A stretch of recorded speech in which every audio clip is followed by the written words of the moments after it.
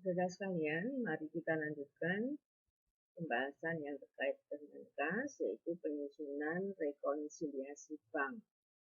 Silahkan dibuka modulnya, kita pelajari mulai halaman 5. Yang dimaksud dengan rekonsiliasi bank itu adalah merupakan proses pencocokan antara saldo pembukuan yang dilakukan oleh perusahaan dengan saldo dari laporan yang diterima dari bank di mana perusahaan menyimpan dananya. Mengapa ini harus kita pelajari? Baik, kita simak mulai halaman 5, di halaman 5 dan 6.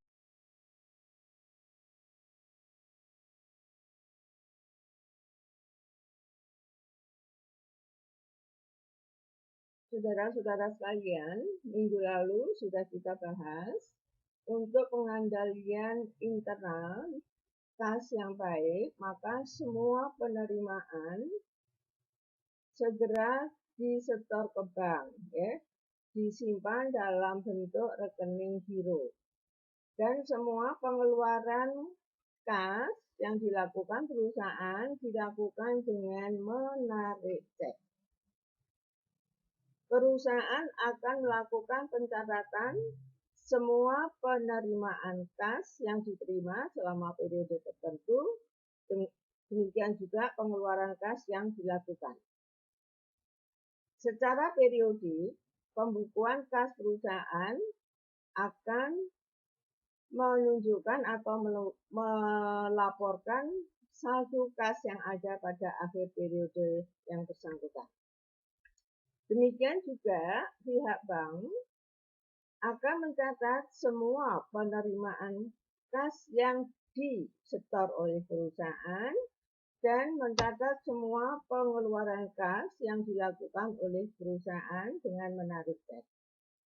Bank juga akan membuat laporan yang disampaikan kepada perusahaan yang sering disebut dengan laporan rekening koran, ya, di situ tertulis RK, itu laporan rekening koran yang memuat saldo kas perusahaan di bank selama atau pada akhir periode tertentu. Seharusnya saldo kas yang dibuat oleh perusahaan maupun yang dilaporkan oleh pihak bank itu seharusnya sama. Tapi dalam kenyataannya saldo itu berbeda. Mengapa demikian? Karena saudara tentu secara logika juga paham adanya perbedaan waktu pencatatan baik di perusahaan maupun di bank. Atau mungkin juga terjadi adanya kesalahan pencatatan baik yang dilakukan perusahaan maupun oleh bank.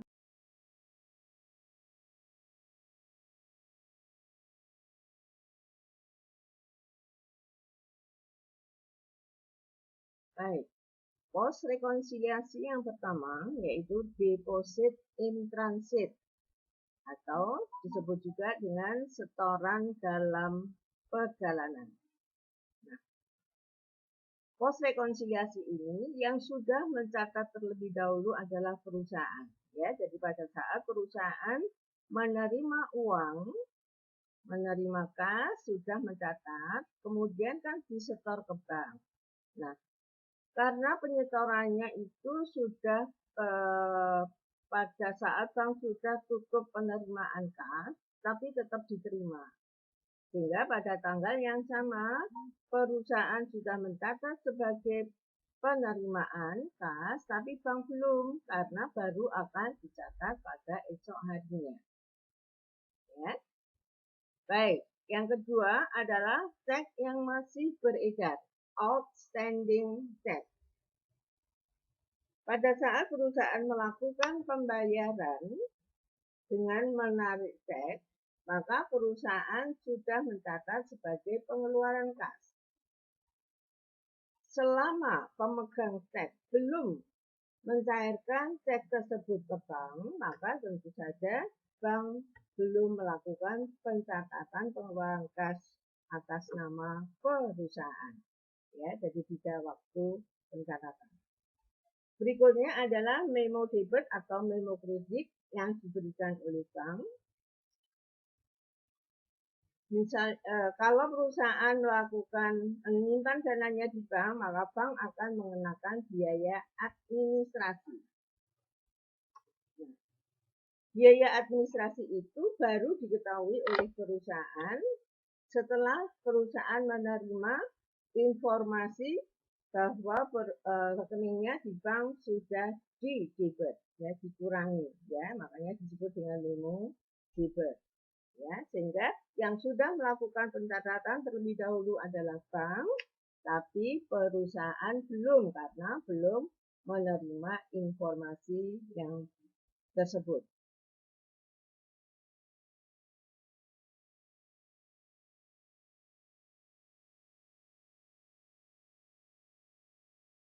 Baik, kita lanjutkan adanya memo kredit. Contohnya adalah pendapatan jasa giro dari bank. Ya, jadi kalau perusahaan menyimpan dananya di bank dalam bentuk rekening giro, maka secara periodik bank akan memberikan jasa giro, ya, bagi perusahaan. Nah, pada saat bank memberikan jasa giro, langsung bank akan menambah di rekening perusahaan. Tapi karena informasi itu belum diterima perusahaan, maka perusahaan belum mencatat, ya, karena belum menerima laporan dari bank atau pemberitahuan yang disebut dengan memo kredit. Berikutnya, non-cash fund, cek kosong. Pada saat perusahaan menerima pembayaran berupa cek dari pelanggan, maka akan dicatat pada penerimaan kas. Kemudian cek itu dicairkan perusahaan ke bank.